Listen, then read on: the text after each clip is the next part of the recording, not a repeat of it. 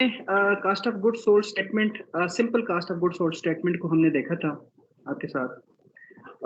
और cost of good sold statement को थोड़ा सा उसको देखें तो cost of good sold statement में दो तीन पार्ट्स होते हैं। नंबर वन जो पार्ट होता है के आपका मटेरियल पार्ट होता है, जिसका एंड हमारे पास होता है कास्ट ऑफ मटेरियल यूज्ड। ये सारा पहला सेक्शन होता है which is called material section, and then second section is called the labour section. Labour और उसके साथ एफओएस सेक्शन से के साथ ही हमारे पास जो वैल्यू आइडेंटिफाई होती है वो टोटल फैक्ट्री कास्ट की वैल्यू आइडेंटिफाई होती है। टोटल फैक्ट्री कास्ट के बाद फिर हमने वर्क इन प्रोसेस और फिनिश गुड की एंडिंग और ओपनिंग इन्वेंट्री को कमोडेट करना होता है। तो हमारे पास जो रिजल्ट आता है वो cost of good sold statement की सूरत में आता है। इस तरह से gross profit, net profit per unit cost में मैंने बहुत ज्यादा जोर दिया आपको कि जी यहाँ पे देखना है आपने कास्ट ऑफ गुड मैन्युफैक्चर्ड की वैल्यू यूज करनी है, कन्वर्जन कास्ट, डायरेक्ट मटेरियल और डायरेक्ट लेबर को मिला के। आज थोड़ा सा आगे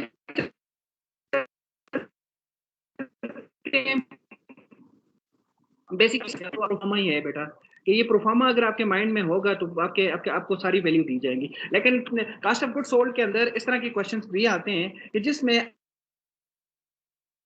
आपके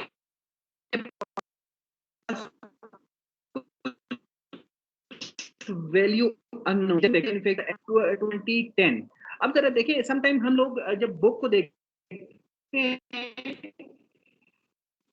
तो हम सपोज, हालांकि ऐसे होता नहीं है। इसमें देखें, इसमें जो फर्स्ट वैल्यू रिपोर्ट की गई है वो एंडिंग वैल्यू रिपोर्ट की गई कंफ्यूज करने के लिए, और उसके बाद आपको बिगिनिंग या ओपनिंग वैल्यू गिवन की गई है। अब इसके डेटा को देखते हैं तो फिनिश गुड आपके पास है, लेकिन फिनिश गुड की एंडिंग इन्वेंट्री तो अवेलेबल है, लेकिन इसकी ओपनिंग इन्वेंट्री जो है वो अननोन है। इसको फाइंड करेंगे।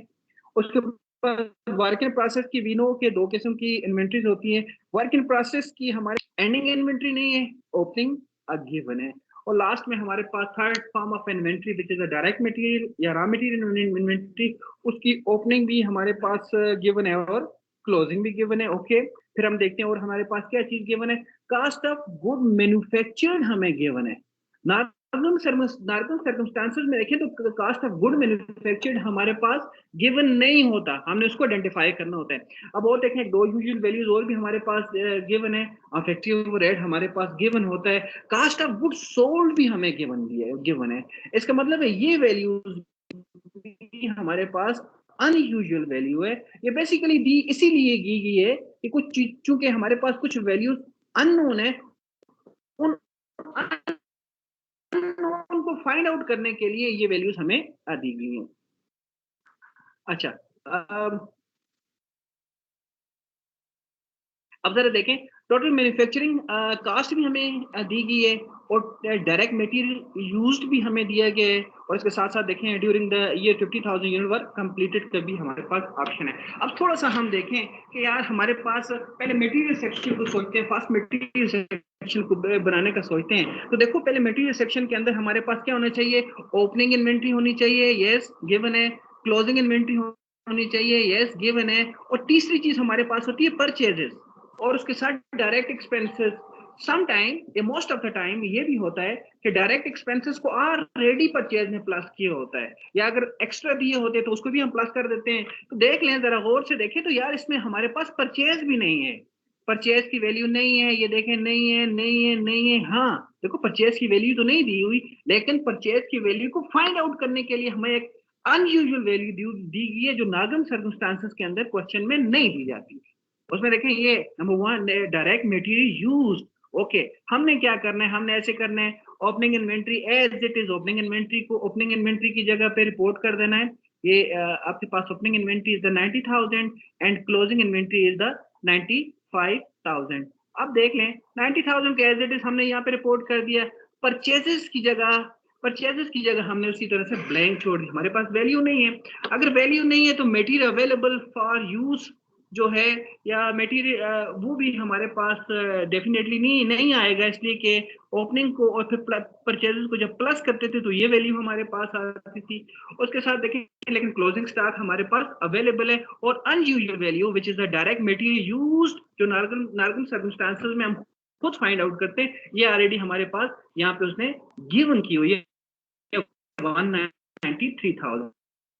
ठीक है स्टूडेंट्स, मैंने आपको कि जब आप इस तरह की जब कोई आपके पास सीक्वेंस हो, जैसे ये भी दिस इज अ सीक्वेंस या दिस इज अ स्टेटमेंट, जहाँ पे स्टेटमेंट हो, अगर उसको एक प्रॉपर आप स्टेप बाय स्टेप परफॉर्म करेंगे तो फिर तो ठीक है, लेकिन जब अगर उसमें कोई चीज अननोन होगी, कुछ वैल्यू अननोन होगी, तो फिर हमारे पास तरीका ये होता है कि हम रिवर्स ऑर्डर में फाइंड आउट करते हैं। मीन नीचे से ऊपर की तरफ हम इस पे जाएंगे, लेकिन जब हम रिवर्स ऑर्डर में जाएंगे तो यू नो कि इसके जो साइन है वो आपके अपोजिट हो जाएंगे। अब देखें, मैं यहाँ पे आ गया हूँ, मेरे पास ये वैल्यूज मिल गई है, इसका मतलब है इससे ऊपर मैंने ये दो वैल्यूज को आइडेंटिफाई करनी है। तो चले स्टार्ट करते हैं। कैलकुलेटर लिया अपना, सबसे पहले मैंने लिखा 193,000, 193,000, बल्कि काम करते हैं कैलकुलेटर से भी वाला यूज करते हैं। 193,000 और उसमें देखें ये 95,000 चूंकि क्या हो रहा है, माइनस हो रहा है ना, लेकिन हम चूंकि नीचे से ऊपर की तरफ जा रहे हैं, अननोन फाइंड आउट कर रहे हैं, इसलिए इसको हम प्लस करेंगे, प्लस 95,000। ओके, ये हमारे पास जो आंसर आ गया 288,000, ये इधर की वैल्यू आई है। मटेरियल अवेलेबल फॉर यूज कितना आया था हमारे पास, 288,000, 288,000। ओके, यहाँ तक तो आ गया, लेकिन अभी तक स्टिल हमने परचेज फाइंड आउट नहीं किया। परचेज फाइंड आउट करने के लिए थोड़ा सा और ऊपर जाएंगे। ऊपर देखें, ये जो ओपनिंग स्टॉक था ये नॉर्मल सर्कमस्टांसेस के अंदर तो प्लस हो रहा है, लेकिन चूंकि हमने रिवर्स ऑर्डर में जाना है तो इसको माइनस कर दें, माइनस 90,000, 90 उसके बाद 30, तो ये आ गया 198,000। इस तरह से हमने 198,000, 198,000। इसको अगर हम इसको ये तो हमने रिवर्स फाइंड करके, और देखें जब भी कोई चीज हमने, चूंकि वो हमारे पास गिवन नहीं थे, हमने खुद फाइंड किया है, तो यहाँ पे हमने वर्ड लिखा है कैलकुलेटेड, कि जी ये हमने खुद फिगर आउट किया है, ये आपको गिवन नहीं था। अब मैं ऐसा करना चाह रहा हूँ कि मैं इस सीक्वेंस को दोबारा, पूरे सीक्वेंस को प्रॉपर तरीके से चेक करना चाह रहा हूँ कि यार ये जो मैंने अननोन फाइंड आउट किया है, इसकी वैल्यू राइट फाइंड की है या इसकी हो सकता है कि इसकी वैल्यू रॉन्ग फाइंड की हो। तो प्रॉपर मैं इसको प्लस करता हूँ जैसे नॉर्मल किया जाता है। स्टार्ट विद द 90,000, 90,000 प्लस 198,000, ये दोनों इज इक्वल टू 288,000 आ गया। इसके बाद ये माइनस हो रहा है हमारे पास, माइनस 95,000, तो हमारे पास 193,000 की वैल्यू आ गई। इसका मतलब ये है कि जो वैल्यू हमने रिवर्स ऑर्डर में ऊपर जाके फाइंड आउट की है, उसको प्रॉपरली हमने जब ऐड किए तो हमारा आंसर वो ठीक आ गया। अब एक चीज तो ये थी, पहले पहले पहला सेगमेंट मटेरियल कंप्लीट हो गया। मटेरियल के बाद हमारा दूसरा होता है, आप सबको याद है कि उसके बाद हम प्राइम कास्ट कैलकुलेट करते हैं, तो डायरेक्ट लेबर होता है, और डायरेक्ट लेबर के बाद हम प्राइम कास्ट की वैल्यू आती है। ढूंढते हैं डायरेक्ट लेबर किधर है। डायरेक्ट लेबर भी अननोन है इस वैल्यू के अंदर, देख। ओके, और ये हमें दिया हुआ है जी बस, बाकी कुछ नहीं है हमारे पास।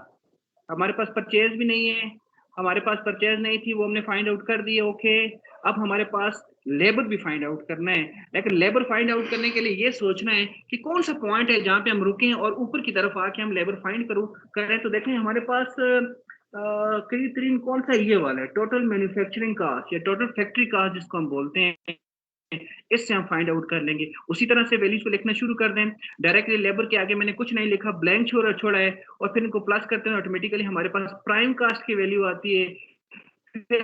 एक ही वैल्यू हमारे पास गिवन थी, विच इज अ फैक्ट्री ओवरहेड की कास्ट हमारे पास ऑलरेडी गिवन थी 167,000। ये हमने 167,000 यहाँ पे लिखा है, और उसके बाद हमें जो वैल्यू दी गई है, ये वाली वैल्यू दी गई है, जिससे हम फाइंड आउट करेंगे टोटल मैन्युफैक्चरिंग कास्ट या टोटल फैक्ट्री कास्ट। ये हमें 584,000 की वैल्यू गिवन है। तो चले हम यहाँ पे लिखते हैं 5, यहाँ तक आके हम रुक जाते हैं 584,000। अगेन सेम प्रोसेस हम रिपीट करेंगे, और ये दो वैल्यू जो हमारे पास अननोन है, इनको भी फाइंड आउट करने की कोशिश करते हैं। तो लिखते हैं यहाँ से total factory cost, the value of total factory cost is 584,000। ऊपर वाली वैल्यू प्लस हो रही है, हम रिवर्स ऑर्डर में जाने की कोशिश करेंगे, नीचे की तरफ जा रहे हैं, तो ये माइनस की जाएगी 167,000 के साथ, और इज इक्वल टू को बटन दबाएंगे तो आपके पास ये वाली वैल्यू आएगी 15,000, 417,000, ओके 417,000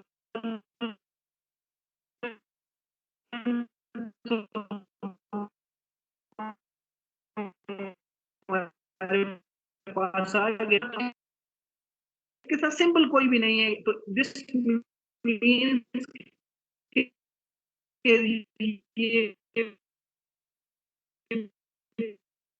प्लस वैल्यू है, तो इससे हमारे पास आ गया यहाँ पे हमारे पास डायरेक्ट लेबर कास्ट आ गया 224,000 डायरेक्ट लेबर कास्ट। इस तरह से बेटा हमने दो को फाइंड आउट किया है, एक हमने इस चीज को फाइंड आउट किया है जो हमारे पास अननोन था, इसको हमने फाइंड आउट कर दिया, मैं रेड शो करता हूँ इसको, और फिर इसको हमने ये दो वैल्यूज को हमने फाइंड आउट किया। इसके साथ कुछ एसोसिएटेड वैल्यू भी फाइंड आउट हुई हैं, जैसे कि इसमें हमारे पास मटेरियल अवेलेबल फॉर यूज की वैल्यू हमने आइडेंटिफाई कर दी ऑटोमेटिकली हमारे पास, और इसी तरह से हमारे पास यहाँ पे प्राइम कास्ट की वैल्यू भी आइडेंटिफाई हुई है। लेकिन हमारा जो बेसिक हमारा जो फोकस था या जो हम करना चाह रहे थे वो ये दो वैल्यू फाइंड आउट करना चाह रहे थे। अब इसके बाद बड़ा सिंपल होता है, जब भी आपको पता है कि टोटल फैक्ट्री कास्ट की वैल्यू आपके पास आ जाती है, तो फिर आपके पास सिर्फ दो एरियाज आपके पास बच जाते हैं, जिसमें number one work in process होता है और दूसरा फिनिश गुड होता है। अब वर्क इन प्रोसेस को स्टार्ट करते हैं। हमें पता था कि वर्क इन प्रोसेस और फिनिश गुड के अंदर एक एलिमेंट अवेलेबल नहीं है। वर्क इन प्रोसेस में देखें तो इसमें एंडिंग नहीं है, लेकिन ओपनिंग आपको गिवन है, तो हम इसमें लिखेंगे, इसके बाद ओपनिंग वर्क इन प्रोसेस 70,000 लिखेंगे, ऊपर वाली वैल्यू जो टोटल फैक्ट्री कास्ट उसको प्लस करेंगे 624,000 आ जाएगी, और एक में हमने यहाँ पे एक जो क्लोजिंग वर्क इन प्रोसेस लिखा और उसके पास हमारे पास वैल्यू नहीं है, लेकिन हमारे पास एक करीब तरीन वैल्यू कौन सी है, कास्ट ऑफ गुड मैन्युफैक्चर्ड की वैल्यू हमारे पास अवेलेबल है, जो करीब तरीन है, विच इज 555। तो हमने यहाँ पे 574,000 को रिपोर्ट किया यहाँ पे, और यहाँ पे रुक के अब रुक के अब सिर्फ हमें एक ही वैल्यू फाइंड करनी है, तो हमारे लिए बहुत आसान है तरीका। हम ये करेंगे, कैलकुलेटर को ऑन करेंगे, 574,000 विच is a bottom figure, last figure, उसके बाद देख लें ये पूर्व वाला फिगर है, इसको क्योंकि ये प्लस हो रहा है तो रिवर्स ऑर्डर में इसको माइनस करते हैं, 654,000, तो we get a value of rupees 80,000, और साथ देख रहे हैं माइनस शो हो रहा है, यस माइनस क्यों शो हो रहा है, माइनस इसलिए शो हो रहा है कि basically it is the closing inventory हमेशा माइनस होती है, इधर वो रॉ मटेरियल की हो, वर्क इन प्रोसेस की हो, या क्लोज या वो फिनिश गुड की हो, वो आपकी 80,000 का वैल्यू आ गया। इसी तरह से एक वैल्यू लास्ट वैल्यू हम भी फाइंड आउट करेंगे, विच is a finish good opening inventory, उसको फाइंड आउट करेंगे, लेकिन उसके लिए देख लें हमारे पास सारी कास्ट ऑफ गुड सोल्ड की बिल्कुल लास्ट वैल्यू अवेलेबल है। हम पूरे फॉर्मेट में आखिर में जाके फिर ऊपर की तरफ आएंगे, ऑटोमेटिकली इसको फाइंड आउट हम आसानी से कर लेंगे। अब देखिए हम यहाँ तक पहुंचे थे, जहाँ तक हमारे पास कास्ट ऑफ गुड मैन्युफैक्चर तक हम पहुंचे थे, उसके बाद मैंने लिखा वर्क इन प्रोसेस, और यहाँ पे वैल्यू कैलकुलेटेड, इसको भी मैं रेड करता हूँ ताकि आपको नजर आए कि जी हमने फाइंड आउट किया है। और साथ ही याद रखिएगा ये यहाँ पे कुछ डिफरेंट बुक्स में डिफरेंट लिखा जाता है, कुछ कैलकुलेटेड लिखा जाता है, समटाइम फोरकास्टेड लिखा जाता है, समटाइम एस्टिमेटेड लिखा जाता है, लेकिन because this value is not a true और एक्चुअल वैल्यू, सो इसके साथ कुछ ना कुछ आपने लिखना जरूर है। वी सजेस्ट कि ये हमने या फिगर आउट भी लिखा जाता है कि हमने इस वैल्यू को फाइंड आउट किया है। अब हमें चाहिए ओपनिंग फिनिश गुड की इन्वेंट्री चाहिए, तो उन्होंने ब्लैंक छोड़ दिया, cost of good to be sold या cost of available for sales भी लिखा जाता है इस तरह से, उसको मैंने ब्लैंक छोड़ दिया। फिनिश गुड की 95,000 की मेरे पास क्लोजिंग इन्वेंट्री अवेलेबल थी, फिनिश गुड में हमारे पास क्लोजिंग अवेलेबल थी, ओपनिंग जो थी वो आपके पास अननोन थी, लिहाजा मैंने यहाँ पे लिखा क्लोजिंग स्टॉक, और उसके साथ साथ जो आपको एक वैल्यू अनयूजुअल वैल्यू दी गई है जिससे आपने अननोन वैल्यू को फाइंड आउट करनी है, वो बिल्कुल बॉटम लाइन और आखिरी हमारी value which is a cost of good sold. Cost of good sold की वैल्यू मैंने यहाँ पे रिपोर्ट की, विच इज अ 589,000, मैंने बिल्कुल आखिर में रिपोर्ट की, कैलकुलेटर ओपन किया और यहाँ पे लिखा 589,000। अब देखें ये वैल्यू माइनस हो रही है, तो रिवर्स ऑर्डर है, प्लस करेंगे 95,000, तो इससे वैल्यू आएगी 684,000, ये ऊपर लिख लेंगे इधर 684,000, फॉर्मेट के मतलब 684,000 ओके। अब 684,000 आ गए तो स्टिल हमें जो चाहिए वैल्यू वो ओपनिंग फिनिश गुड की वैल्यू चाहिए, लिहाजा इसको हम यहाँ से इसमें से ये ऊपर थोड़ा सा और ऊपर की तरफ जाएंगे। ये वैल्यू हमारे पास ऑलरेडी अवेलेबल है, ये वैल्यू आ गई और ये अवेलेबल है। अब हमें ये वैल्यू फाइंड आउट करनी है, लिहाजा इस वैल्यू में से जो बॉटम वैल्यू होती है उसमें से टॉप वैल्यू को उसके जो साइन है उसके रिवर्स देखना होगा। हमें पता है, मैं बार बार कह रहा हूँ, लिहाजा ये आपकी चूंकि प्लस साइन है इसको माइनस कर दें, -574,000। ये आगे हमारे पास लास्ट वैल्यू हमारे पास आ गई है जी 110,000, 110 और 7,000। लिहाजा अब आप इसको अगर आप करना चाहें तो आप इसको एक दफ़ा से ज़रूर चेक भी कर सकते हैं इधर ऊपर से नीचे की तरफ, जैसा इससे पहले हमने भी चेक किया था, हमने डायरेक्ट मटेरियल यूज़ तक चेक किया था। आप इसको कैलकुलेटर से बिल्कुल सारी वैल्यू को एक प्रॉपर स्टाइल से चेक कर सकते हैं ऊपर से नीचे की तरफ, तो आप देखेंगे कि ये बिल्कुल सारा सीक्वेंस आपको ठीक नज़र आएगा। तो सिंपल मैं बिल्कुल इस आखिर में एक छोटी सी बात करना चाहता हूँ कि cost of good sold statement में इसी तरह के बेटा क्वेश्चन आएंगे ज़्यादा से ज़्यादा, ठीक है। या तो चले ये तो एक हमने कंप्लीट क्वेश्चन किया है, मोस्ट ऑफ द टाइम मैंने देखा है डिफरेंट बुक्स के अंदर कि आपको पार्शियल क्वेश्चन भी दिए जाते हैं। जैसे अगर आपसे सिर्फ ये पूछा जाए कि आप जो लास्ट सेगमेंट है उसको बनाएं, उसके लिए आपको वैल्यूज दिए जाएंगे। हो सकता है कि आपको ये जो मिडिल सेगमेंट भी मांगा जा सकता है कि आपको टोटल फैक्ट्री कास्ट से ऑनवर्ड दिया जाए और आपसे वैल्यू को आइडेंटिफाई किया जाए कि जी you have to calculate the cost आपको दी जाए। लेकिन चीज़ क्या है, सीक्वेंस हमने माइंड में रखना है, ठीक है। और अगर आपको चीज़ें दी जाएँ एज़ इट इज़ उसको इंक्लूड करें, और अगर कोई चीज़ अननोन हो उसमें सीक्वेंस के अंदर हाँ, ये सारी चीज़ों को होना ज़रूरी है। देखो एक चीज़ याद रखो, यहाँ पे जो डायरेक्ट एक्सपेंसेस हैं जिसको हम परचेज़ के साथ प्लस करते हैं वो नहीं भी हो सकते, उसके बगैर गुज़ारा चल सकता है। उसके बगैर गुज़ारा का मतलब ये होता है कि वो ऑलरेडी आपकी परचेज़ में प्लस किए हुए हैं, ये सपोज़ कर दिया जाता है। लेकिन उसके अलावा जितने भी एलिमेंट्स हैं जिसमें आपके पास परचेज है, आपके पास लेबर है, आपके पास फैक्ट्री ओवरहेड है, आपके पास वर्क इन प्रोसेस की 2 इन्वेंट्री है, फिनिश गुड की 2 इन्वेंट्री है, और आपके पास ओपनिंग इन्वेंट्री की 2 ओपनिंग इन्वेंट्री, क्लोजिंग इन्वेंट्री है, रॉ मटेरियल की 2 टाइप्स हैं। ये सारी चीजें आपके पास होनी जरूरी है। अगर नहीं है तो आप इसको फाइंड आउट कर सकते हैं इसी तरह। फिर उसके बाद हमने पर यूनिट कास्ट को भी कैलकुलेट किया और इसके आखिर में फिर हमने कन्वर्जन कास्ट को भी कैलकुलेट किया। तो ये लास्ट टाइम हमने हमारा थोड़ी सी चीज रहेगी थी। Any question?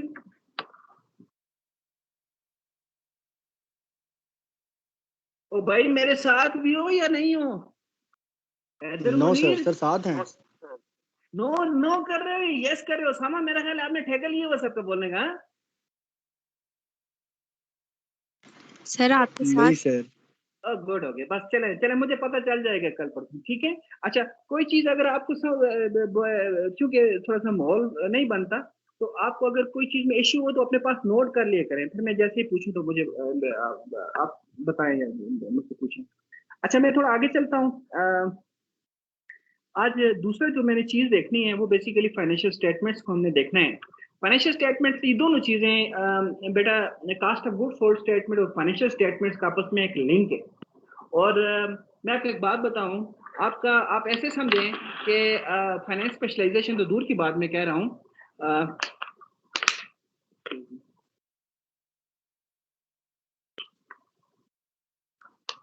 सिंपल भी आपको ये दो चीजों के बाद फिर फाइनेंस और अकाउंटिंग की दुनिया स्टार्ट होती है। मैं जल्दी से, मुझे पता है कि आपको सीजीएस का भी काफी सारा पता था और इनकम स्टेटमेंट का भी है, लेकिन मैं जल्दी से इसको देख लेता हूं, फिर आप इसको प्रैक्टिस करें। बेटा, income statement present the result of a company operation for a given period of time. ये 2 पॉइंट इसमें बड़े इंपॉर्टेंट है एमसीक्यूज के पॉइंट ऑफ व्यू से भी, कि कंपनी की जो इनकम स्टेटमेंट है वो कंपनी का ऑपरेशन शो कर रहा होता है, नंबर 1 पॉइंट। और नंबर 2 पॉइंट इज कि it is a given period of time. That's why income statement is called a flow statement. मतलब मैं सादे लफ्ज़ों में बात करूं तो अगर आप पूरे साल की इनकम स्टेटमेंट बना रहे हैं, 5 जनवरी से लेकर एक 31 दिसंबर तक इनकम स्टेटमेंट बना रहे हैं, तो याद रखिएगा income statement for whole period, हम इसको बोलते हैं कि दिस इज पूरे टाइम पीरियड के लिए उसके बाद अकाउंटेंट बनाते हैं इसको अकॉर्डिंग टू द गैप बनाया जाता है। इनकम स्टेटमेंट में दो चीजें यूज होती हैं। नंबर वन यूज होते हैं रेवेन्यू अर्न। आपको पता है ना कि हम जो आपका यूज कर रहे हैं accrual basis of accounting use कर रहे हैं, जिसके अंदर हमने एक्चुअल रेवेन्यू को नहीं देखना होता जो आपको मिले, बल्कि हमने अर्न रेवेन्यू को देखना होता है। अब मेरा क्या मतलब है अर्न रेवेन्यू से, क्या मुराद है? अर्न रेवेन्यू से मुराद ये कि जो आपने कमा लिया है वो आपको मिला है या नहीं मिला है, वो कैश की सूरत में या अकाउंट रिसीवेबल की सूरत में, लेकिन वो आपको फ्यूचर में मिलने की उम्मीद है उसके साथ। तो उसकी भी दो चार कंडीशंस हैं, लेकिन ओवरऑल में बात करूं तो हम सिर्फ ये देखते हैं कि रेवेन्यू अर्न को देखते हैं, सिर्फ हम कैश रेवेन्यू को नहीं देखते, जो क्रेडिट अकाउंट रिसीवेबल है इसको भी इंक्लूड करते हैं। और इसी तरह से हम जो एक्सपेंसेस हैं वो सिर्फ पेड एक्सपेंसेस को हम नहीं देखते हैं, हम देखते हैं हो सकता है कुछ एक्सपेंस हमारे एक्रूड हों, कुछ एक्सपेंस हमारे अनपेड या आउटस्टैंडिंग हो, उनको भी हम इंक्लूड करते हैं। सिर्फ देखना इतना होता है कि एक्सपेंस एक्सपेंस से हमें बेनिफिट मिल गया है या नहीं मिला। जिस एक्सपेंस के से हमने कुछ बेनिफिट लेना था in the line of revenue, वो हमने लिए या नहीं। अगर ले लिए तो वो आपके एक्सपेंस इनकर्ड हो गए, एक्सेट्रा। आपको पता है इसका एंड रिजल्ट में या तो नेट प्रॉफिट आएगा या नेट लॉस आएगा। इनकम स्टेटमेंट के स्टेप में आपने ग्रॉस प्रॉफिट वगैरह को भी देखना है। अब ये आपके सामने एक मैं लेयर के आ रहा हूँ इनकम स्टेटमेंट। ये बेसिकली इनकम स्टेटमेंट को हम बहुत बेटा बोलते हैं स्टेटमेंट फॉर्म या रिपोर्ट फॉर्म बोलते हैं। ये स्टेटमेंट फॉर्म या रिपोर्ट फॉर्म इसको इसलिए बोला जाता है कि ये सीधा सीधा होता है, इस तरह से होता है, ये टी फॉर्म की सूरत में नहीं होता। अगर इस इनकम स्टेटमेंट भी टी फॉर्म की सूरत में भी बनती है, लेकिन उसको हम बोलते हैं अकाउंट फॉर्म। ये अकाउंट फॉर्म की नहीं है, ये स्टेटमेंट फॉर्म या रिपोर्ट फॉर्म में मौजूद है। इसमें जरा और से देखें, 3 lines already reserve, number 1 name of the company, a name of the statement, और तीसरा बड़ा इंपॉर्टेंट वर्ड है during the period of the time. During the period of time या फॉर द ईयर एंडेड या फॉर द पीरियड एंडेड इसमें लिखा होता है। वो वही पॉइंट है कि क्योंकि ये पूरे होल पीरियड को कवर कर रहा है, इसको फ्लो स्टेटमेंट बोला जाता है, इसलिए इसके ऊपर during the period of the time या फॉर द पीरियड एंडेड या फॉर द ईयर एंडेड लिखा जाता है। लेकिन अगर बैलेंस शीट की बात की जाए तो उसमें एज ऑन लिखा जाता है, क्योंकि वो पॉइंट इन टाइम स्टेटमेंट है, ये पीरियड ऑफ टाइम स्टेटमेंट है। अब इसमें देखें स्टार्ट विद द सेल्स, और वी अज्यूम के सेल एज सम कांट्रा अकाउंट्स, तो उन कांट्रा अकाउंट्स को हमने ऑलरेडी माइनस करके हम नेट सेल्स पे जाना चाह रहे हैं। मैक्सिमम 3 किस्म के कांट्रा अकाउंट्स आपके पास अवेलेबल हो सकते हैं, जिसको सेल में से माइनस करने के बाद कि हमारे पास नेट सेल्स आती है। उसमें से रिटर्न हो सकता है, डिस्काउंट ऑन सेल हो सकता है, या अलाउंस ऑन सेल हो सकता है। इसमें जरा देखिएगा, सिर्फ डिस्काउंट और अलाउंस के वर्ड को नहीं देखना, discount and allowance on purchase भी होता है, discount and allowance on sales भी होता है। सो इसमें से हमने discount and allowance on sales को माइनस करेंगे तो आपके पास नेट सेल की वैल्यू आ जाएगी। ओके, और नेट सेल के बाद हमें पता है कि हमने चूंकि ग्रॉस प्रॉफिट की तरफ जाना है, ग्रॉस प्रॉफिट की तरफ जाने से पहले हमारे पास cost of goods sold statement होगा। नॉर्मली आपके पास cost of goods sold statement भी नहीं होता है, this is a separate statement जो अभी हमने बनाई है। तो फिर हमें ये करना होता है कि सेपरेटली, और सम टाइम में कुछ बुक्स में देखा है तो इसी इनकम स्टेटमेंट के अंदर ही एक एक्स्ट्रा कॉलम, यहाँ पे एक्स्ट्रा तीसरा कॉलम लगा के वहां पे इनकम जो cost of goods sold statement है उसको बना लिया जाता है। उसके लिए अगर 2 कॉलम चाहिए तो इन 2 कॉलम और या 1 कॉलम जितना भी जिससे जैसे जैसे जरूरत पड़ता है वो यूज कर दिए जाते हैं। लेकिन मेरी सजेशन ये है कि उससे फिर बहुत ज्यादा मिक्स हो जाती हैं चीजें। मेरी सजेशन ये है कि आपके पास डाटा अवेलेबल होगा, आप ऐसे करें, पहले सेपरेट अपना cost of goods sold statement बना लें, और फिर cost of goods sold statement का जो बिल्कुल बॉटम लाइन होगा उसको उठा के आपने यहाँ पे लिखना है, और जैसे यहाँ पे लिखेंगे तो ऑटोमेटिकली आपके पास ग्रॉस प्रॉफिट आ जाएगा या ग्रॉस लॉस आ जाएगा। उसके बाद नेक्स्ट स्टेप हमारा होता है जिसे हम बोलते हैं ऑपरेटिंग एक्सपेंसेस। ऑपरेटिंग एक्सपेंसेस के अंदर भी एक दो टाइप्स है। कमर्शियल एक्सपेंसेस की बात की जा रही है। कमर्शियल एक्सपेंसेस आपको पता है वो एक्सपेंसेस जो प्रोडक्ट को बनने के बाद कमर्शलाइजेशन के लिए यूज किया जाता है। मीन प्रोडक्ट तो कंप्लीट हो गया, अब आपने उसको कस्टमर के हाथ तक पहुंचाना है, तो फिर मार्केट के जो भी चीजें जिसमें सेलिंग एक्सपेंस आपका यूज होता है, एडमिन एक्सपेंस आपका यूज होता है, या कोई और इसके साथ साथ जो भी एक्सपेंसेस हैं उसको यहाँ पे आप लिखेंगे तो आपके पास आ जाएगा ऑपरेटिंग प्रॉफिट। अब देख लें, there are three layers. The first layer of profit is called the gross profit. Gross profit is simply net sales minus CGS. लेकिन operating profit mean gross profit minus commercial expenses या gross profit minus operating expense भी आप इनको बोल सकते हैं। Operating profit को gross profit में से ऑपरेटिंग एक्सपेंसेस को माइनस करेंगे तो आपके पास ऑपरेटिंग प्रॉफिट आ जाएगा। ओके, अब ऑपरेटिंग प्रॉफिट के बाद आपने बहुत सी चीजें देखी होगी, ये तो स्टेटमेंट आपने पहले भी देखी होगी ऑलरेडी। इसके बाद हमारे पास अदर इनकम या अदर एक्सपेंसेस है। जरूरी नहीं है कि अदर एक्सपेंसेस के साथ या अदर इनकम के साथ अदर का लफ्ज लिखो, सिर्फ हमने अपने क्वेश्चन के अंदर ये देखना है कि हमारे बिजनेस का एक नॉर्मल ऑपरेशन है। अगर उसके नॉर्मल ऑपरेशन में जो रेवेन्यू हो रहा है तो डेफिनेटली वो आपका शेयर रेवेन्यू है, लेकिन उसका एक नॉर्मल जो बिजनेस है उससे हट के भी अगर कोई एक्स्ट्रा वो काम कर रहा है, कहीं पे शेयर इन्वेस्टमेंट कर रहा है, कहीं से कोई एसेट उसको रीजनेबल अगर मिल रहा है वो लेके फिर बेच रहा है, तो उस पे अगर किसी किस्म का कोई एक्सपेंस या रेवेन्यू है उसको हम इस पे इंक्लूड करेंगे, उसको अदर इनकम या अदर एक्सपेंस बोलेंगे, जो भी उसका नाम है उसके साथ हम शो कर देंगे। यहाँ पे अदर एक्सपेंस या अदर रेवेन्यू लिखने का मतलब ये होता है कि आपके नॉर्मल ऑपरेशन से हट के देखो, आपके नॉर्मल ऑपरेशन के अंदर जो सेल्स आई है या जो रेवेन्यू आए वो ऑटोमेटिकली हमने यहाँ पे लिख दिया है। इसी तरह से आपकी नॉर्मल ऑपरेशन के अंदर जितनी भी फैक्ट्री की कास्ट है ये उसको हमने सीजीएस में डाल दिया, और उसके बाद जो उसके अलावा जो ऑफिस के अंदर को खर्चे आए हैं, जो कमर्शियल एक्सपेंस हैं या कुछ जो हमारे ऑपरेटिंग एक्सपेंस आए हैं उसको हमने यहाँ पे इंक्लूड कर दिया, लेकिन ये हमने कैटेगरी को बिल्कुल अलग छोड़ा है, इसलिए कि आगे चल के हम डिसीजन करेंगे, कुछ रेशियोज भी यूज कर सकते हैं जिसमें हमें पता चलेगा कि नॉर्मल ऑपरेशन आपकी कितनी इनकम होगी तो डेफिनेटली प्लस होगी, रेवेन्यू होगा तो माइनस हो जाएगा। तो हमारे पास एक बहुत जबरदस्त वैल्यू आएगी जिसको हम ईबीआईटी बोलते हैं, earning before interest and taxes. इसको पीबीआईटी भी बोलते हैं, profit before interest and taxes भी बोला जाता है। उसके बाद क्योंकि ईबीआईटी है तो हम इसमें से आई को उड़ाना है हमने। I stand for the interest, इसको आपके इंटरेस्ट चार्जेस है या फाइनेंशियल चार्जेस हैं उसको भी माइनस करें तो वो आई उड़ गया। आई उड़ने के बाद अब हमारे पास टी बच गया, टी को भी उड़ाना है तो T stand for the tax, tax को भी हम माइनस करेंगे तो हमारे पास नेट प्रॉफिट करंट ईयर। जो नेट प्रॉफिट हमारे पास करंट ईयर होता है, क्योंकि कंपनी की बेस हम फोकस कर रहे हैं तो ये दो पार्ट्स में डिवाइड हो सकता है। एक नंबर वन पार्ट इसको होता है डिविडेंड, जो हम ऑलरेडी अपने शेयर होल्डर्स को एज अ प्रॉफिट डिस्ट्रीब्यूट करते हैं, और जो बच जाएगा, लेट्स सपोज अगर कंपनी ने प्रॉफिट अर्न किया 200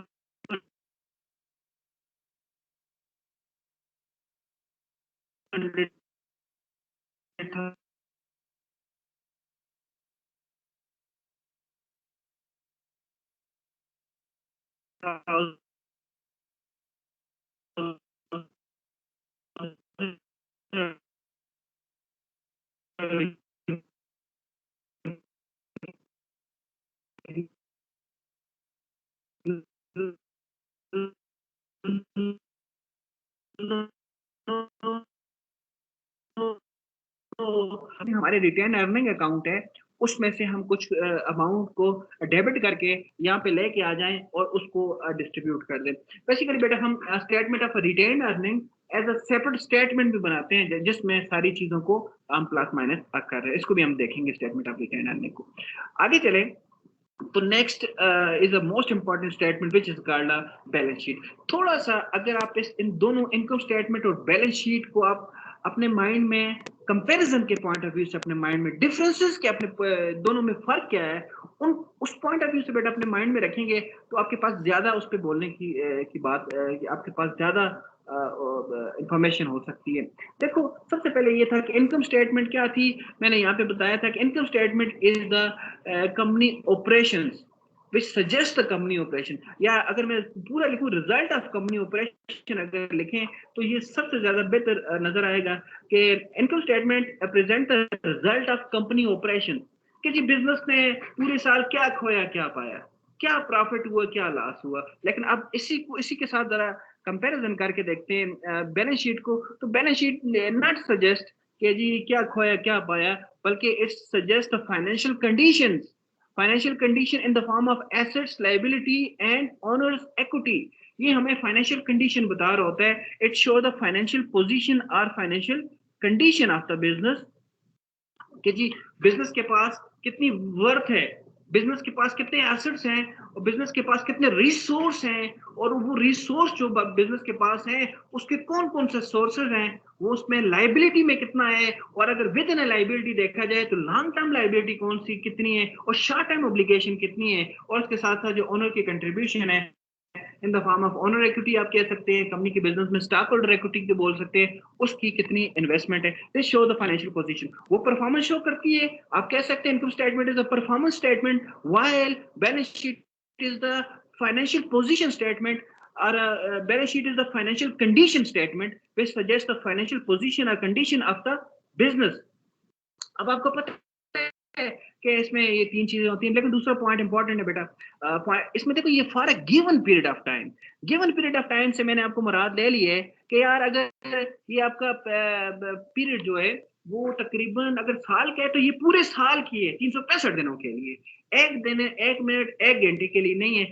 इसीलिए वर्ड हम बार बार यूज करेंगे कि income statement is a flow statement, flow, FLOW, flow statement. लेकिन थोड़ा सा जरा गौर से देखें तो बेटा ये जो है आपका बैलेंस शीट है, balance sheet is not a flow statement. Balance sheet का एक वर्ड है, बिल्कुल प्योर वर्ड है, balance sheet is a stock statement, STOCK stock, बल्कि स्टॉक को भी छोड़ें, balance sheet is a point in time statement. ये पॉइंट इन टाइम स्टेटमेंट है, मैं इसको अंडरलाइन करता हूं, पॉइंट इन टाइम है, लेकिन income statement is a period of time statement. थोड़ा सा डिफरेंस अपने माइंड में रखना है। पॉइंट इन टाइम, अच्छा पहले मैं इसको बैलेंस शीट की आपको बात बता दूं, आपको फिर समझ आएगी। बेटा बैलेंस शीट सिर्फ एक पॉइंट पे होती है। लेट्स सपोज अगर मैंने आज बैलेंस शीट बनाई है तो आज 2 अक्टूबर है, तो सुनो ये 2 अक्टूबर के लिए हो। बहुत से बिजनेसेस ऐसे भी होते हैं जिसके अंदर बैलेंस शीट का टाइम लिखा जाता है। बैलेंस शीट अगर 1 o'clock बनी है, 1 PM बनी है, तो वो सिर्फ 1 PM के लिए होगी, 2 PM के लिए अलग होगी। क्यों होगी? इसमें बहुत सी बातें, लेकिन मैं आपको एक चीज बताता हूँ, because it is a financial position. Financial position एक एक मिनट के बाद चेंज हो सकती है। उसकी बहुत से रीजन है, लेकिन एक रीजन तो बड़ा काबिल जिक्र रीजन है, विच इज डेप्रिसिएशन। हो सकता है कि आपका बिजनेस है जिसके अंदर मशीनें चल रही हैं, हो सकता है 1 घंटे के बाद उसकी डेप्रिसिएशन हो रही है, तो पिछले घंटे में उसकी वर्थ, उसकी वैल्यू डिफरेंट होगी 1 बजे, लेकिन 3 बजे 4 बजे उसकी वर्थ डिफरेंट हो सकती है। दैट्स वाई इसको हमने बैलेंस शीट। अब 2-3 पॉइंट आपके माइंड में आ गए, एक वो आगे परफॉर्मेंस है, ये वाली फाइनेंशियल पोजीशन है, वो वाले इनकम स्टेटमेंट जो है वो पीरियड ऑफ टाइम है, ये पॉइंट इन टाइम एटसेट्रा। इनको बैलेंस शीट का आपको पता है, इसका भी हमने इसी तरह शो किया। देखिए इसमें यहाँ लिखो एज ऑन, उसमें फॉर द ये रेंडर लिखा हुआ था, इसमें एज ऑन लिखा हुआ है, आगे जो भी आपने डेट थी वो डाल दी। 3 चीजें इसमें भी इंपॉर्टेंट होती हैं। ऊपर आपका कंपनी नेम होता है, नेम ऑफ द स्टेटमेंट होता है, और उसके साथ साथ तीसरी लाइन जो शो कर रही होती है ये कौन सी स्टेटमेंट है, ये फ्लो स्टेटमेंट है या स्टॉक स्टेटमेंट है। बैलेंस शीट में सबसे पहले एसेट्स होते हैं, और यू नो के एसेट में से सबसे पहली टाइप होती है करंट एसेट, और करंट एसेट को मैंने यहाँ पे शो किया हुआ है, आपको नजर भी आ रहा होगा, लिक्विडिटी ऑर्डर में शो किया गया है। लिक्विडिटी ऑर्डर आपको पता है, कैश के जो आइटम जितना भी कैश के करीब होगा वो उतना लिक्विड होगा।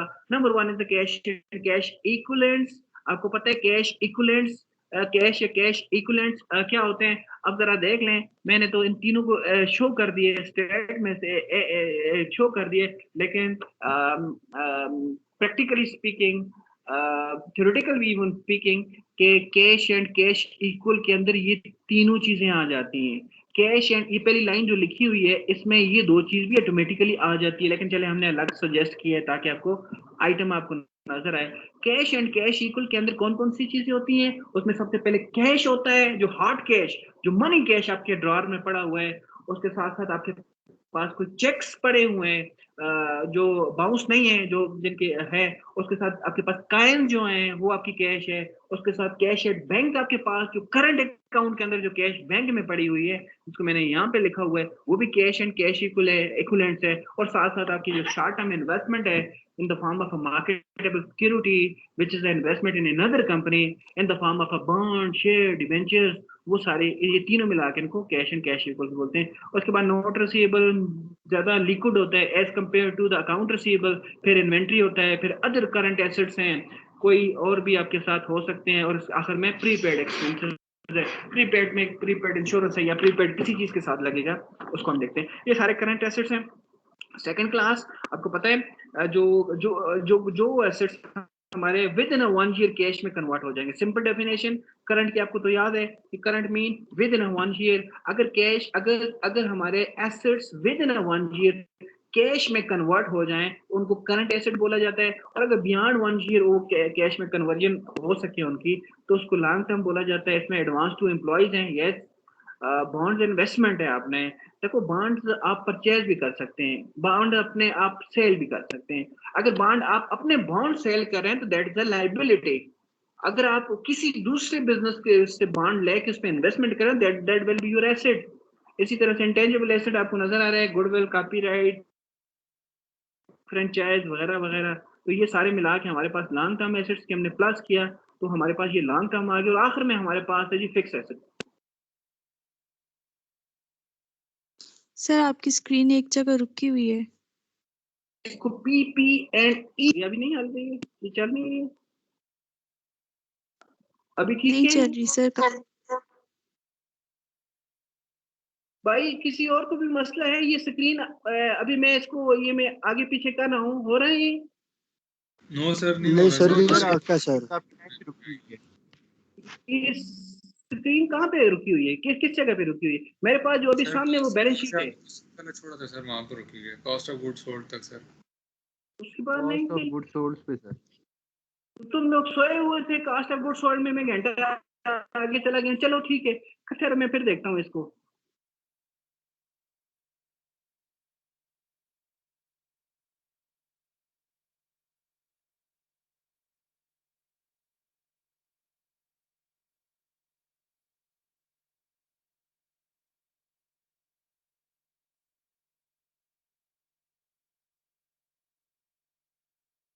अभी आ रहा है बैलेंस शीट?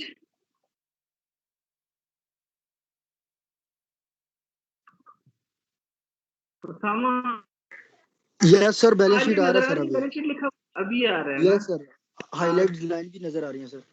चले वो जो आपने कहानियां सुनी है ना तो वो यही थी, ठीक है। ये पिछले जो 20 मिनट में लगा रहा हूँ, ये इनकम स्टेटमेंट होगी बेटा, आपने देख ली है। ये बैलेंस शीट भी पता नहीं आपको समझ आई है कि नहीं, ये चले मैं समझा गया हूँ। उसके बाद ये देख लें आखिरी जो हमारा बैलेंस शीट के अंदर जो पार्ट होता है एसेट साइड में, जो थर्ड उसकी ग्रुप है उसको हम फिक्स एसेट बोलते हैं। नॉर्मली इसको पी एंड ई ग्रुप ही बोला जाता है, प्रॉपर्टी प्लांट एंड इक्विपमेंट बोला जाता है। इसमें देख लें जितने भी आपके पास एसेट्स हैं जो प्रॉपर्टी प्लांट या इक्विपमेंट के अंदर आते हैं उसको हम लेते हैं नॉर्मली फिक्स एसेट्स होते हैं। ये फिक्स एसेट हमने लिखे उसकी एक्यूमुलेटेड डेप्रिसिएशन को माइनस करके नेट फिक्स एसेट जो है उसको हम रिपोर्ट करते रहेंगे। इसी तरह मशीनरी है, उसी तरह उसकी एक्यूमुलेटेड डेप्रिसिएशन भी अवेलेबल है। इस तरह बिल्डिंग है, एक्यूमुलेटेड डेप्रिसिएशन है, जो भी हमारे पास है वो हम लिखेंगे। उसके बाद ये सारा हमारे टोटल एसेट्स बन जाएंगे, और total equal to total equities. इसमें हम फिर दूसरी साइड पे चले जाते हैं। नॉर्मली जब हम टी फॉर्म बना रहे होते हैं उसमें लेफ्ट हैंड साइड या राइट हैंड साइड की कॉम्बिनेशन होती है, लेकिन चूंकि यहाँ पे लेफ्ट एंड राइट की कॉम्बिनेशन तो नहीं है, इसमें तो स्टेटमेंट फॉर्म है या रिपोर्ट फॉर्म के अंदर हम बना रहे हैं। तो इसी के नीचे हम यहाँ पे लाइबिलिटी स्टार्ट कर देंगे, और लाइबिलिटी की सबसे पहली कैटेगरी आपको पता है करंट। करंट लाइबिलिटी के अंदर जरा देखें, इसमें नोट पेएबल, अकाउंट पे एक्सपेंस, आउटस्टैंडिंग वगैरह जितने भी हैं ये करंट लाइबिलिटीज हैं। करंट लाइबिलिटी से मतलब आपको पता है ऐसी लाइबिलिटी, ऐसी ऑब्लिगेशन व्हिच हैव टू पे विद इन 1 ईयर, जिसको आपने विद इन 1 ईयर आपने पे ऑफ करना है, तो वो हमारे पास करंट लाइबिलिटीज होती हैं। और उसके बाद long term liabilities beyond 1 year payment होती है, डिवेंचर है, मॉर्गेज है। और आखिरी पार्ट हमारे पास आपको पता है ओनर इक्विटी का होता है। अब ये मैंने वर्ड ओनर इक्विटी लिखे हैं, इसकी जगह ज्यादा बेहतर है आप शेयर होल्डर इक्विटी लिखें, इसलिए कि शेयर होल्डर्स इक्विटी, इसलिए कि ओनर इक्विटी का वर्ड स्पेसिफिक हमारे पास सोल प्रोप्राइटरशिप या पार्टनरशिप से आता है, लेकिन जब भी हम कंपनी को डील कर रहे होते हैं तो हम यहाँ पे शेयर होल्डर इक्विटी लिखते हैं। उसमें देखें आपको पता है कि there are two type of shares, one is the preferred shares और दूसरे सेकंड इज कार्ड कॉमन या ऑर्डिनरी शेयर्स। और उसके बाद रिटेन अर्निंग इसमें हमारे पास होगा, ये अगला पिछला रिटेन अर्निंग, ये रिटेन अर्निंग का बैलेंस यहाँ पे हमारे पास मौजूद होगा। आपने ये देखना है कि प्रीवियस कितना रिटेन अर्निंग था और जो करंट रिटेन अर्निंग है उसके साथ क्या हुआ है। माइनस किया या प्लस किया तो आपने जो दोनों का बैलेंस है वो वहाँ पे यहाँ पे लेके आना है। और उसके साथ साथ अगर कोई आपने रिजर्व आपके पास मौजूद था, जनरल रिजर्व आपके साथ था, कोई फ्लोटिंग रिजर्व है या कोई अदर रिजर्व आपने मेंटेन किए हुए which is also part of a share holder equity, वो भी आपके पास यहाँ पे रिपोर्ट होना चाहिए। और सिंपली टोटल एसेट तो टोटल इक्विटीज के अब बराबर होने चाहिए। अब एक हमारे पास एक क्वेश्चन है, वो मैं सिर्फ मोटी मोटी आपको चीजें बताऊंगा, मैं आपको सोल्यूशन प्रोवाइड करूंगा इसका, लेकिन जरा थोड़ा सा मेरे साथ रहना है ताकि हम इसके क्वेश्चन को पढ़ सकें, हमारे पास टाइम है। From the following particular taken out from the books of the Mirpur limited you are required to prepare cost of goods sold statement. Okay, अब cost of goods sold statement हमें चाहिए होगी इनकम स्टेटमेंट बनाने के लिए। Then income statement, then balance sheet as June 30 2010। अब जरा मेरे साथ रहो, सिर्फ हमने आइटम्स को देखना है, ये कौन सा आइटम कहाँ पे जाएगा। तो सिंपल है, कैश है तो बैलेंस शीट में जाएगा एसेट। उसके बाद देख लो सेल्स है तो सेल आपके पास sales the starting point in income statement. General reserve है तो मैंने आपको बताया था रिजर्व आपके पास यहाँ पे आएंगे, कोई भी रिजर्व है, this is a part of a share holder equity.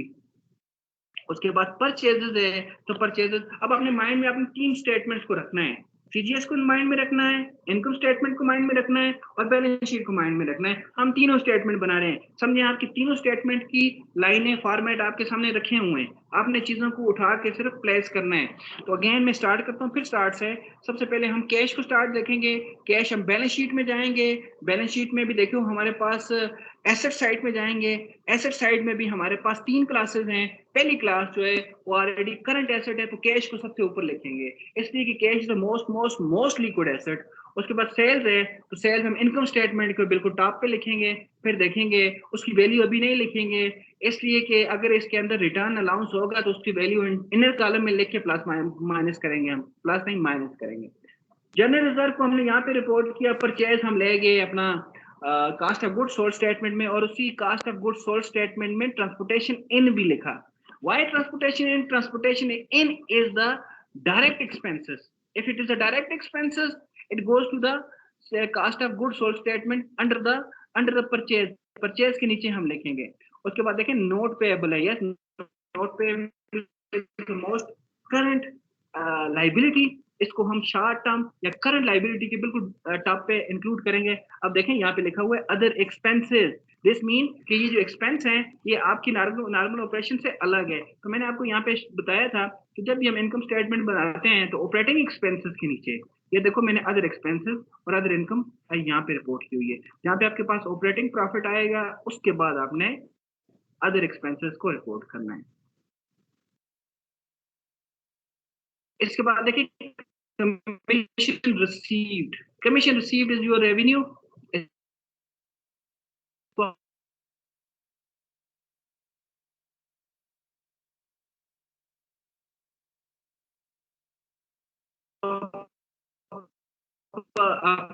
Income statement में रिपोर्ट करना है और उसके बाद रिपोर्ट किया जाएगा। सैलरी पेएबल है, जैसे your current liability. Prepaid rent है तो प्रीपेड रेंट बिल्कुल करंट एसेट में बिल्कुल आखिर में, जैसे हमने यहाँ पे भी बात की थी कि ये आ जाएंगे जितने ऑल प्रीपेड हैं ये यहाँ पे रिपोर्ट किए जाएंगे। ये बैलेंस शीट है, बैलेंस शीट के अंदर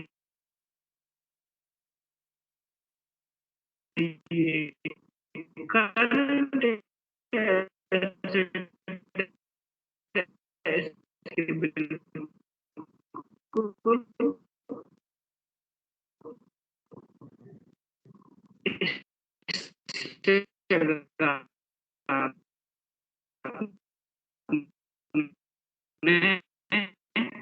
इसको रिपोर्ट करना है। उसमें दो चीजें होती हैं, इसमें एक हमारे पास ट्रायल बैलेंस होता है और उसके साथ साथ हमारे पास कुछ एडजस्टमेंट्स भी होती हैं। एटलीस्ट कम से कम एडजस्टमेंट जो हमें चाहिए होती है वो क्लोजिंग इन्वेंट्री की एडजस्टमेंट चाहिए होती है। आपको पता की भी हमारे पास वर्क इन प्रोसेस या रॉ मटेरियल या फिनिश गुड की भी हमें उसकी वैल्यू चाहिए होती है, क्योंकि क्लोजिंग इन्वेंट्री जो है which is not a part of a trial balance. Closing inventory वो वर्क इन प्रोसेस है, फिनिश गुड है या रॉ मटेरियल किसी की भी है, वो ट्रायल बैलेंस का पार्ट नहीं है। इसलिए कि ट्रायल बैलेंस का पार्ट नहीं है कि ट्रायल बैलेंस के वो सारे पार्ट हैं जिनका प्रोसेस ट्रायल बैलेंस तक चलता है, लेकिन क्लोजिंग इन्वेंट्री को इस तरह से फाइंड आउट हैं। क्लोजिंग इन्वेंटरी को हम ऐसे फाइंड आउट करते हैं, simply speaking as a layman speaking, कि जब हम अपनी फैक्ट्री में काम कर रहे होते हैं, जो मटेरियल यूज हो जाता है, ओके, जो यूज हो रहा था उसको हम बुक्स ऑफ अकाउंट में तो लिखते हैं, लेकिन जो क्लोजिंग इन्वेंटरी है वो आखिर में हम उसको किसी ना किसी तरह, जिसको इंशाल्लाह हम डिस्कस जरूर करेंगे इन्वेंटरी के अंदर, हम उसको डिटेल से देखेंगे। दो मेथड हमारे पास वहां पे यूज होते हैं, परपेचुअल और फिजिकल इन्वेंटरी मेथड। तो सिंपल लफ्जों में आज के लिए मैं बताऊं तो उसको सिर्फ काउंट कर दिया जाता है, लिहाजा वो आपका उसको किसी जर्नल में उसके किसी तरह लेजर अकाउंट्स नहीं बनते हैं और किसी तरह उसको ट्रायल बैलेंस नहीं बनते। हाँ, उसकी रिपोर्टिंग होती है डिफरेंट, जिसको हम इन्वेंटरी में डिटेल से देखेंगे, लेकिन उसको हम ट्रायल बैलेंस के अंदर नहीं ला सकते। दैट्स वाई उसको हमने एंड पे रिपोर्ट करना है, लेकिन ये वैल्यू हमें जरूर चाहिए होती है। आपने देखे होंगे इससे पहले भी कि बहुत और भी बहुत सारे एडजस्टमेंट्स आपके पास होती हैं, लेकिन कम से कम ये है। अच्छा, मैं बात क्या करना चाह रहा था, मैं बात ये करना चाह रहा था कि आपको ये पॉइंट तो बिल्कुल याद है ना कि जो भी आइटम हमारे पास ट्रायल बैलेंस में होगा उसकी वन टाइम रिपोर्टिंग की जाएगी, और जो आइटम हमारे पास एडजस्टमेंट में होगा उसकी टू टाइम रिपोर्टिंग की जाएगी।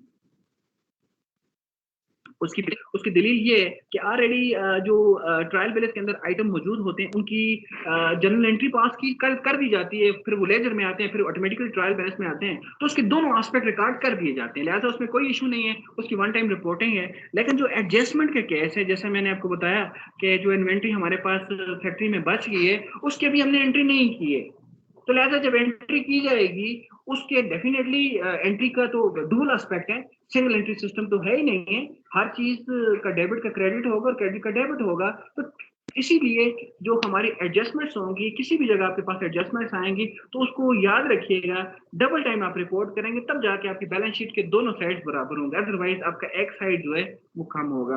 तो मैं यहाँ से आ रहा था जहाँ पे इन्वेंट्री ये और ट्रायल बैलेंस के अंदर बिगिनिंग इन्वेंट्रीज होती हैं, ओपनिंग इन्वेंट्रीज होती हैं, और जो क्लोजिंग इन्वेंट्रीज हैं वो ऑटोमेटिकली आपको नीचे एडजस्टमेंट में दी जाएंगी। ये ओपनिंग इन्वेंट्री ऑलरेडी आपको गिवन है, यू नो कि ओपनिंग इन्वेंट्री जो होती है, बिगिनिंग इन्वेंट्री जो होती है, आपको पता है कि उसके साथ हमने क्या करना है, उनको हमने कास्ट ऑफ गुड्स सोल्ड के अंदर यूज करना है, रॉ मटेरियल को बिल्कुल टॉप पे यूज करेंगे, वर्क इन प्रोसेस को अपनी जगह और फिनिश गुड को भी अपनी जगह। इसी तरह रिटर्न इनवर्ड हमारे पास मौजूद है, आपको पता है return inward is cell return, लिहाजा हम सेल से माइनस करेंगे, जब इनकम स्टेटमेंट बनाएंगे तो जरूर हमारे पास, चूंकि से हमारे पास एक रिटर्न ये है, तो हम सेल की वैल्यू इनर कॉलम में लिखेंगे इसी तरह, और उसके नीचे फिर यहाँ पे रिटर्न लिख के ऑटोमेटिकली जो नेट सेल की वैल्यू